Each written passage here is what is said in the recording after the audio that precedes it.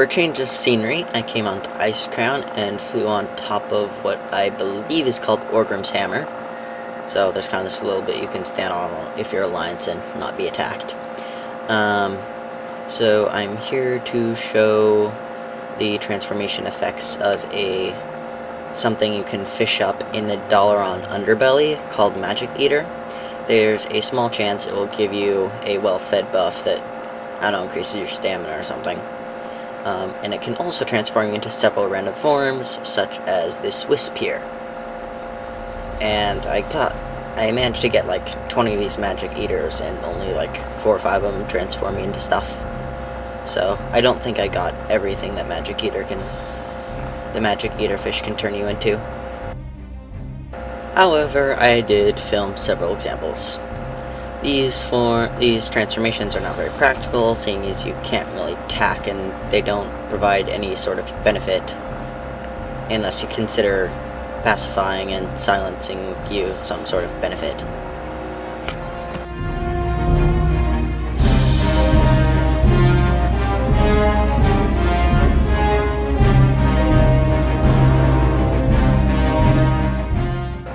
I got bored after eating several Magic Eaters, and so I moved to another part of the Horde airship in Icecrown. We're going over St. Gross's Fall, and this Magic Eater, instead of buffing me, turned me into, I think it says it's a basilisk or something. So I'm like a little lizard thing. I look like I can run really fast, but that's just because it's really tiny. But it is kind of funny to see its legs moving so fast. All 6 of them.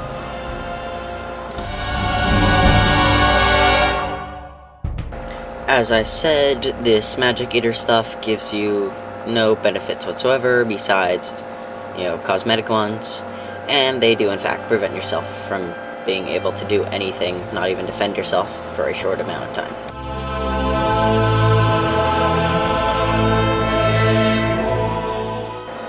And I had eaten a whole bunch of Magic Eaters by this point and just kept on getting buffed, so eventually I went to the Crusader's Pinnacle or something, I think it's called, that you sort of help build in Icecrown. So as you notice, being a little green whelp does not actually help you fly. You still take plenty of falling damage.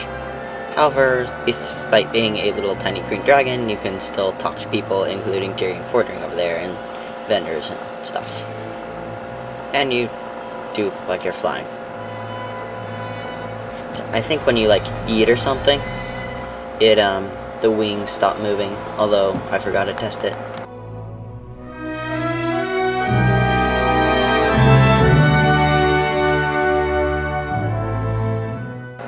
Here's the final Magic Eater I ate that transformed me into something. It's a cockroach, I think. And I believe that if you happen to have the cockroach pet, it will be a little bigger than your pet, but still it's like a cockroach following another cockroach. And like the green whelp, while you appear to be flying, you're not actually flying, it's simply the animation. And despite being small, your reduced mass or whatever does not reduce the amount of falling damage you can take. And I think despite being unable to attack, you can harvest herbs. Oops, I stole a guy's herb. Sorry guy, whoever you are.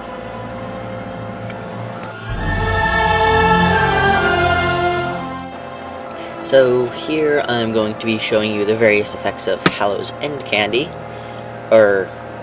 Candy? I don't know, candy or treats or something. So here's one that makes you bigger and oranger. And I'm going to show you just how much bigger. So you may remember that Drain and I are a bit bigger than humans, but combined with this bigger and oranger buff, you are ridiculously bigger. Man, this must be what it's like to be a Tauren. I think there's a slight chance that when creatures are attacking you, they might get their attack speed reduced or something. I can't remember for certain.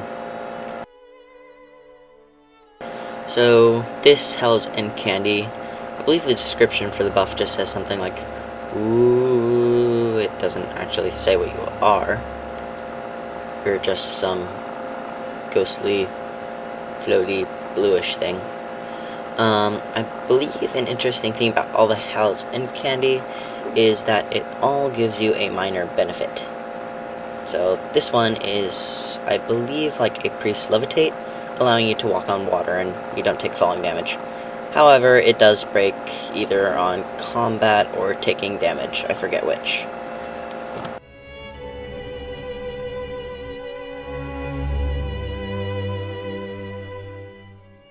So here, this is the skeleton transformation from the Howl's End candy. And if you look closely in the upper right and left, you will see that there you can see some of my user interface, because I wanted to show you something. So just wait a moment. See there, I take away the buff, and my breath bar appears. So the benefit from the skeleton is that you have unlimited breath while the buff lasts.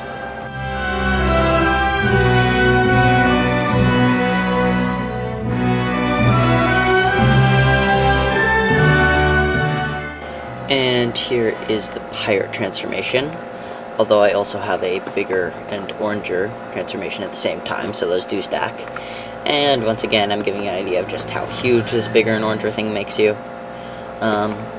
And I tested it, although I did not take video of this. I tested that the pirate Zen thing gives you a slight increase to swim speed.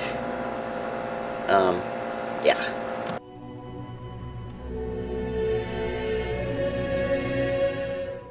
After this transformation, we'll be moving to another character, rather than my Death Knight over and over.